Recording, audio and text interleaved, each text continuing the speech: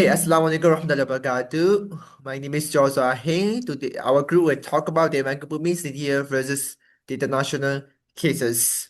So I'm the group leader. I would like to give the first speaker, Najwa. Assalamualaikum warahmatullahi wabarakatuh. I'm Najwa, and my part is what is public procurement. Public procurement is a contract based between the government and private business for goods, service, or work. Good management ensure public funds are used effectively for projects like hospital, road, and school. It requires both management skill and ethical standard.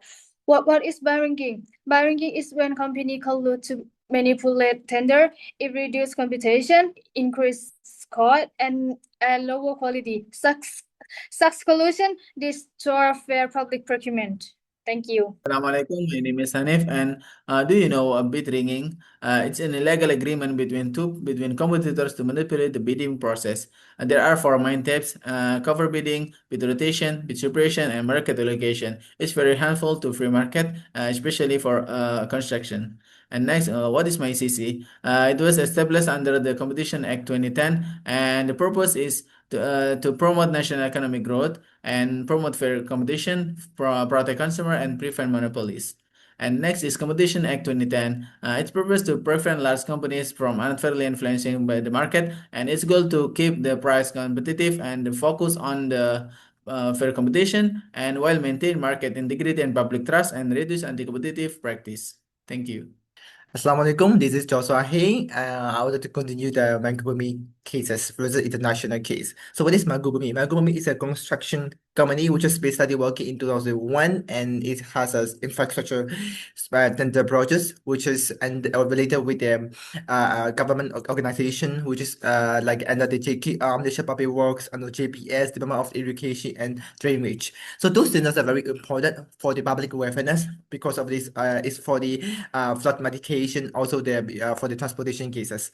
So in the around 2019 and 2020, Mangkubumi has given by the government like a project like ringgit 474 million for the project like a Central Spine Road, like have a two package. One is the which two packages located between the Kampong Sagabaran Jala and Kampong Wilong, which is the building the roads are. So another project is for the flood mitigation project, which is located in Songong Pulo in Selangor, which is called the RTP. So back into regarding these cases, MICC got so many complaints. So they started investigation in November, and after that, like in 2023, they just rated and collected evidence. So and MICC found so many evidence such as like they are doing the like infringement under the law of the Section 4 Competition Act. So at the time, Mangkubumi has make a centralized company, and they combine the seven company to make a by rigging and to choose the winner of the bet.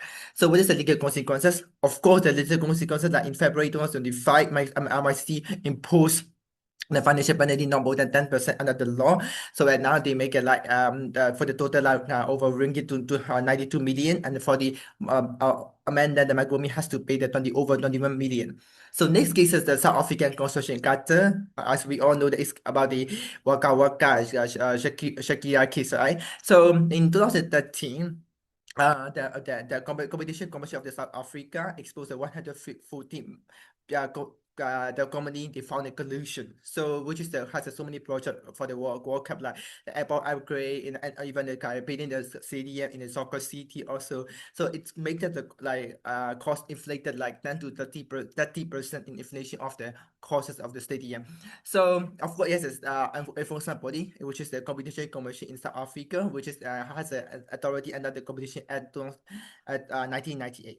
So in the law says that the Competition Act prohibited the collective tendering by ringing, like a covering the price by rotation, and also the Constitution to the 270 it promotes the fairness, transparency, and competitiveness. So the competition found that those company has a rigid for the 2,300 almost 2,300 tenders rigid, and it costs it's awarded like a South African rand over 100 billion. So that's why they got charges on they got fined, like they have to pay like 140 million for the penalty, and also they have to contribute for the development fund like a South African rand 1.5 billion. So Next case is a Japan Dango case. So it's a Hokuriku Shizaken. It's a which is like railway construction projects. So Dango means like a railway in traditional Japanese term. This is a project for the snow melting equipment engineering project, which is under the working by the government like Japan Railway Construction Transport and Technology Agency. So it's found that there is a eight company and individual have a secret meeting to decide who's the breadwinner and they manipulate their price. So there is a GFTC. What is GFTC? Of course, GFTC is Japanese Fair Trade Commission GFTC. So it operates under the Anti-Monopoly Act. So it has the rights to protect and rights to protect and rights to prevent those kind of manipulation act. So it also separate and the National Public Service Act for the Confidentiality Act also. So it found that the law protect for those kind of cartel collusion by rigging action. Also in Japan, if you do there's something wrong, like by rigging, you have to go to jail. Penal code, like there's an Article 60 clearly said that. So there's a violation found in those kind of eight companies and eight individuals. So GFDC make an investigation and treated them as like a criminal. So they will go to the jail like 40 to 18 months. Also, they have to pay for the fines. So then there is a UK construction cartel, it's a groundworks, it's a supplier work. So which is there are three company, VPPSC, Maybelline, and the MGF also. So those companies are very they only have a short period by ring like a by rigging, that they had a secret meeting exchanging or that very sensitive information like a pricing, the email, they share the documentation each other because around 2009 they got there's so many price competition increase. That's why they don't want to they don't want to lose it. So this one they did have a secret meeting. So like there's a there's information body which is a CME, Competition and Market Authority CME. But so it has they have authority to act on like the FSCK and for the just kind of those kind of bike rigging process, and they can do it now. So even there is a digital market competition consumer at 2024 is now for the digital era, right?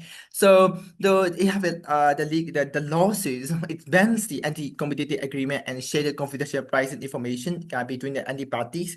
Also, there is a treaty on the function for European Union. They prohibit any agreement of this distorted competition, such as the fixed prices, collusion, median, and so on.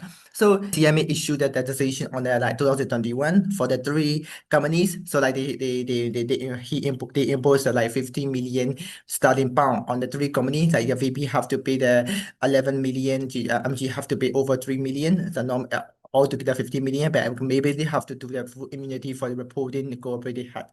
This is a comparison of the Mangkubumi and international case, as you can see. So in Japan, as I can say before, if you have done any by rigging cases, you have to go to the pay the fine, and as not only you have to go to the jail. So I think Japan has a good moral standard rather than any other country now. Thank you. Bismillah, my name is Fatir, and today I would like to explain about the meanings and the importance of integrity, especially in public procurement. So basically, integrity is having strong moral values and ethical decision making. It ensures that public funds or public money are managed fairly and responsible. Because when integrity fail, it can lead to corruption, loss of trust, and unfair bid ringing. So in public procurement, integrity have three key elements. The first is ethics, means we are doing what is right and being honest and being responsible. And second one is accountability, that it's mean we are responsible for any action and keep clearing records. And last but not least is transparency. We open and giving equal access to all bidders, which help develop truth. And in conclusion, integrity is a foundation of honest and responsible governance. Maybe that's all for me. Thank you. Assalamualaikum, my name is Wan. I will share how companies can adopt integrity and some recommendations. First, companies should set clear ethical rules to stop collusion and price fixing. They must also protect whistleblowers so employees can report issue without fears. Using e-procurement system help increase transparency while disclosing price and evaluation method build trust. Regular ethic training also keep employees responsible and aware. Next, organization should develop an integrity framework that follow international standard and promote moral responsibility. They should also encourage fair competition and use digital bidding system to prevent corruption. Lastly, company need an independent monitoring committee and awareness program for auditor to promote accountability. A strong whistleblower policies support honesty and transparency. Thank you very much, sir. Like, if you're still Russian, forgive me, sir. Thank you very much. Assalamualaikum.